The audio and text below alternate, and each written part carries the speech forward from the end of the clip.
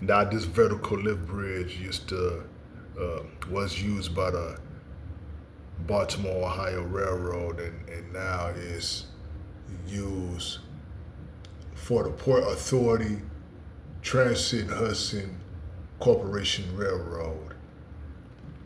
And this bridge crosses the Arthur Kill Creek between Staten Island, New York, and Elizabeth, New Jersey. And it's still in use. It's usually raised, but it lowers for train traffic. Look at the detailing of that. You got the counterweight on both ends. Yeah. And this is the longest lift span in the world. So it's between New York and New Jersey. So, and look at look at the background and everything. So, yeah, so